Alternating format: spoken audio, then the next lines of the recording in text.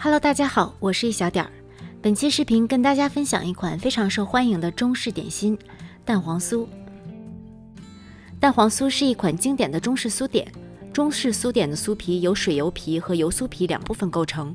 我们先来制作水油皮。水油皮里的油，我喜欢用无盐黄油，它比猪油吃起来更有淡淡的奶香味儿，而且比猪油更能够保持酥脆。当然，你也可以用等量的猪油来制作。将它用微波炉加热20秒左右，到这种几乎要全部融化的状态备用。中筋面粉中加入细砂糖，稍微搅匀，然后加入水，水量要根据面粉的吸水性进行调整。这个面团我们要和得软一点，如果面粉吸水性强，就补一点水，稍微搅拌一下，然后加入刚才融化好的黄油，用手揉成团。成团之后先盖好，静置5分钟，可以节省揉面的时间。5分钟之后揉几下，面团就可以揉到比较光滑。接下来我们要把面团揉到出模，用刮板把面团切成小块，这样可以帮助面团快速出模。把它们聚集到一起，然后在揉面垫或台面上进行揉面，用一只手像洗衣服一样的动作，把面团不断往前搓，把面筋拉扯开，这样才会促进面筋形成，让面团快速出模。我们揉到面团抻开，能够形成一个厚的模就可以了，不需要揉出手套模。揉好的面团是非常柔软的，柔软度和我们的耳垂差不多。如果面团太硬了，最后容易破酥。将面团放进保鲜袋中密封好，冰箱冷藏松弛30分钟。这期间我们来制作油酥皮。制作油酥皮，我们用猪油，它的开酥效果是最好的。油的用量也要根据面粉的吸水性进行调整，以免太干。将猪油和面粉用2只手抓在一起。这一步如果怕面粉飞溅，也可以在碗中或者在保鲜袋中操作。可以借助刮板来聚集面粉。形成一个面团之后，在案板上用掌根不断向前搓，把面团搓透、搓匀、搓细腻，让面粉和油脂充分融合。将油酥皮搓成长条，平均分成16份，每份14克左右。每份搓圆，用保鲜膜密封好，防止变干。接下来我们来准备内馅儿。包蛋黄酥的豆沙，我们要选择油性豆沙。如果包装上没有写明，你可以摸一摸它的质地，它比较干，摸上去很油，而且不会粘在手上。如果用水性红豆沙，它会粘手，很难操作，而且包制的时候馅儿会乱跑，不好收口。在烤制的过程中，也容易让蛋黄酥爆裂。将豆沙分成16份，用厨房秤称量每份的重量，20克一个，将它们搓圆备用。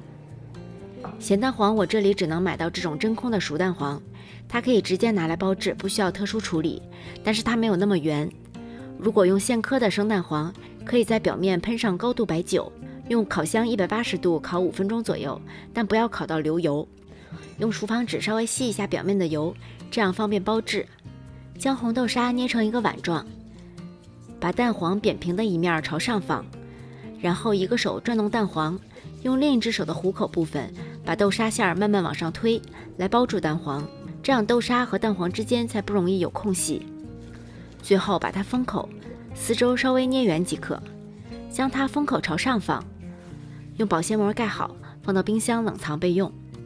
水油皮松弛了30分钟，如果冰箱里放太久，你需要让它稍微恢复一下室温，否则它会太硬。松弛之后的水油皮能够抻出透光的薄膜，有很好的延展性。只有延展性足够好的面团，它才不会在多次擀卷后变得非常薄的情况下破掉。所以揉面和松弛这2步都不可以偷懒。将水油皮搓长，然后也平均分成16份，每份约17克。开酥成功的关键是室温，一定要保证室温在20到24度之间。太热面团会出油，会混酥，而太冷面皮太硬，也影响开酥的效果。在操作水油皮的过程中，每一步都要马上用保鲜膜密封严实，防止风干。将每个小面团像这样向后抻几次，就形成了一个光面。如果是形状比较规则的面团，也可以直接压扁包制。将面团放在一个盘子中，用保鲜膜密封好。擀面团我推荐使用硅胶垫或揉面垫，这样不需要撒手粉，也不会粘。取出第一个小面团，其余盖好，光面朝下，压扁，放入一个油酥面团，然后用虎口将水油皮慢慢往上推，包住油酥面团，最后封口捏紧，可以捏成一条线这样。将包好的面团用保鲜膜盖严，防止水分流失。所有面团都包好后，拿出第一个包好的面团，接缝朝上放，将接缝横着放，这样擀开时接缝不容易裂开导致破酥，确保接缝粘合好。将擀面杖放在中间，压一下，然后轻轻向下擀一下，向上擀一下，再向下一下，再向上一下，擀成16厘米长就可以了，不要来回擀，然后轻轻从上到下卷起来，放回保鲜膜下面密封好。所有卷都擀好之后，室温静置10分钟。静置的目的是让面筋放松下来，这样在接下来的擀卷过程中，面皮才有很好的延展性，不会被硬拉开而导致破酥。10分钟之后，拿出第一个卷，接口朝上，用手按扁，用擀面杖这样压3下，让面皮分布均匀，然后还像刚才一样，分别向下、向上、向下、向上擀4次，擀成长度为18厘米的面皮，不要来回擀，也不要擀太长。然后轻轻卷起来，放到保鲜膜下面密封严实。注意每个卷之间要分开摆放，不要粘连到一起。全部卷好后，盖好，松弛10分钟。这一步松弛的时间不要过久，因为油皮已经擀到非常薄了，时间久容易混酥。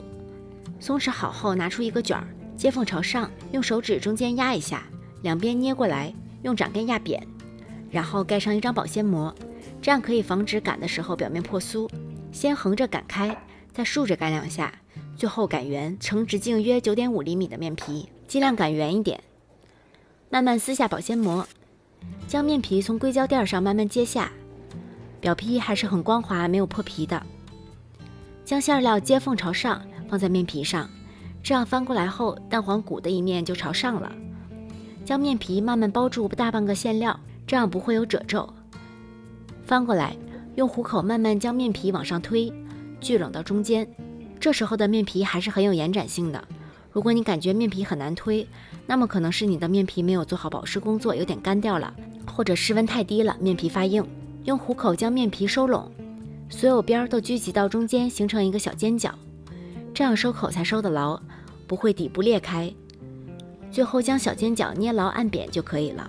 翻过来稍微搓圆，如果面皮擀得不够圆，有一个角落比较短，就会出现这样的缝隙，那么最后底部可能会裂开。